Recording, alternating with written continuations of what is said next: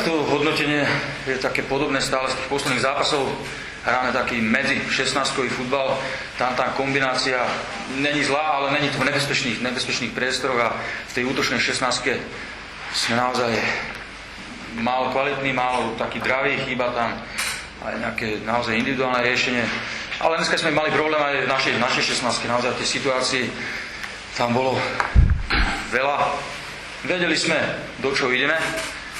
Ešte viacej to bolo ovplyvnené tým streleným gólom v 6. minúte. Ten súper čakal, alebo hral to, čo sme aj očakávali, že budú hrať v takej postavenej obrany. A hovorím, také, naozaj tie kombinácie okolo polovice, tam ten súper ani ešte nebol taký agresívny, tam nemáme problém, ale v tej útočnej 16 sme bez zuby.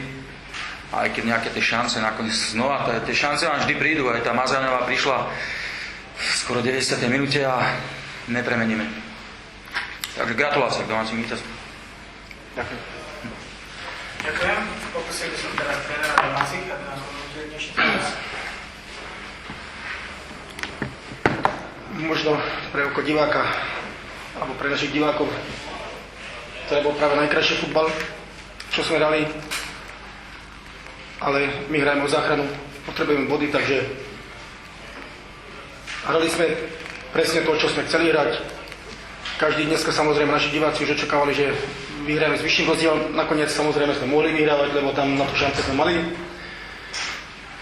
Dali sme rýchly gól a potom do polčasu sme mali pridať možno ešte ďalšie 3 šance sme tam mali 100%, niečo tam mal Nurkovič dorážku, Krištol dorážku a Gergel, keď išiel sám na brankára, alebo že chytil pomalu domov, takže tam sme mali 3 tutovky, mali sme dať druhý gól a potom už si myslím, že niektorí hráči by hrali uvoľnenejšie, lebo niektorí hráči, ako som videl, neboli vo svojej koži dneska, ale nakoniec druhý počas sme to takticky zvládli, prakticky súpera sme do vyloženej šance sme nepustili, aj tam sme mali tá prechodová fáza, zase bola dobrá, škoda, že tá finálna prihrávka tam chýbala, ale ja si myslím, že aj druhý počas my sme mali väčšie šance, alebo tam keby tá finálna prihrávka bola presnejšia, tak tam Matúš dá do prázdnej brány gól, alebo tam Gergelová strela, čo minula bránu.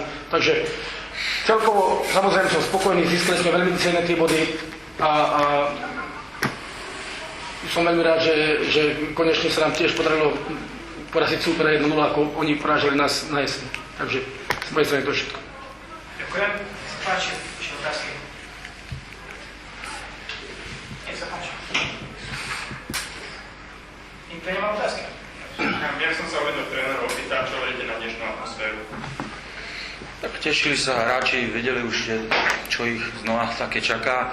Neobvyklé pre tých hráčov, veľa ich to prvýkrát zažilo na tých slovenských trávnikoch, takže skôr to bolo pozitívne, by to malo byť, ja som nehovoril, že im to môže dodať takisto energiu. A naozaj pozitívne. Takže ja samozrejme zabudol som poďakovať divákom tú fantastickú atmosféru a zase vytvorili tú atmosféru fantastickú, takže ďakujem im za to a určite pomáhali našim hráčom v tých krízových situáciách, takže to bolo zase na jedničku. Ja by som sa spýtal trénera hostí, Braňo, vôbec ste držali to kombinovali, ak si hovoril okolo polky, alebo trošku vyššie bráne, ale veľmi málo nebezpečných ste boli. Či si nerozmýšľal aj skôr samotný moc dobrý pohyb, ale nedostal sa do ničoho. Mázan tam bol krátko, dajme tomu a mal tam minimum 2 náznaky, alebo jeden možno šancu. Či si nerozmýšľal, že skôr a že aj niečo zmeniť, možno rozostavenie na dvoch útočníkov. Potom viem, že Chrápan asi už na konci vysúval a tak ďalej.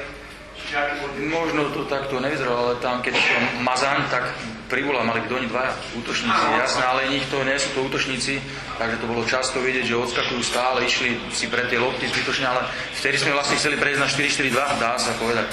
Áno, ale nie sú to útočníci, ani jeden, ani Privola útočník, ani Mazán ani útočník, ale tam bol zámer, že by mali tam byť 2 útoku, aspoň vytvárať pohybom na nich tlak, ale určite s týmto sme chceli, možno to zvonku tak nevyzeralo, ale to mali byť 2 útočníci, oni, Privola a Mazán.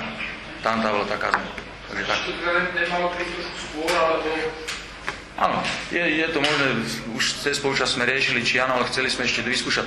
Sabo, áno, má výrazný problém, hlavne do postavenej obrany, lebo on pohybovo má rád skorej také nábehy za obranu a to tam bolo minimálne a má s tým problém. Určite aj jeho forma není ideálna, možno tak povedať, a momentálne sme nemali ani na lavičke nejakú alternatívu inú na toho hrotového útočníka. Pavelka je zranený, Hadič musel vycestovať domov, momentálne tam nemám ani alternatívu. Videl na výkone o koľko si so starou za ten zápas za nepremenené šance. Jedno, že som starší.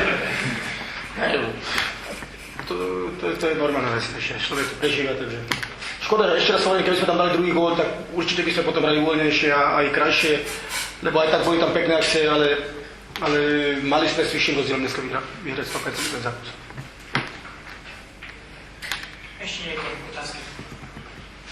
Ak nemáme. Ďakujem vám. Ďakujem.